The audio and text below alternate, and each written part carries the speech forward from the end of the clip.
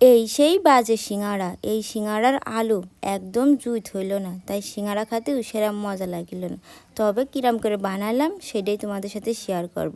প্রথমে আটা মেরে রেখে দিলাম, সেটা ভালো করে বেলে নিচ্ছিলাম। আর এই সিঙ্গাড়ার আটা বেলা যে কী ঝামেলার কাজ, যাদের হাত চালু আছে তারা ছাড়া খুব ভালো করে বেলতে পারবে না।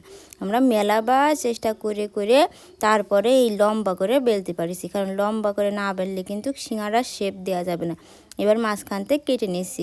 সব থেকে মজার বিষয় এই যে কালো জিরাটা দিলাম, এর জন্য একটু মজা লাগছিল। সিঙ্গাড়া শেপ দেওয়ার জন্য আমি লম্বা করে আটা বেলে নিয়ে তারপরে মাঝখান থেকে কেটে একটুখানি হালকা পানি দিয়ে এবার এরকম করে শেপ করে এরকম করে সুন্দর করে সিঙ্গাড়ার শেপ দিয়ে নিয়েছি। ওমা যতই ভালো করে দিয়েছি ততই থুবড়ে যাচ্ছে। তা যাই হোক, এবার তেল দিয়ে নিয়েছি, দিয়ে ভালো করে সিঙ্গাড়াটা এপিট ওপিট ভেজে নিয়েছি। সত্যি বলতে সিঙ্গাড়ার যে আলুর অংশ আছে ওইটা খাতে ভালো না হলেও উপরের খোলাটা খাতে যে কি ভালো হইলো, ফাইন খাস্তা খাস্তা হইলো, খাতেও খুব স্বাদ লাগছিল। তবে ভিতরের আলুটা যদি আর একটু মজা হইতো তাহলে খাতে আরও ভালো লাগতো। তোমরা কারা কারা সিঙ্গাড়া খাতে পছন্দ করো কমেন্টে জানাইতে পারো। আর সিঙ্গাড়ার রেসিপিটা পুরোটাই আমার এই ভিডিওর কমেন্টে শেয়ার করতে পারো।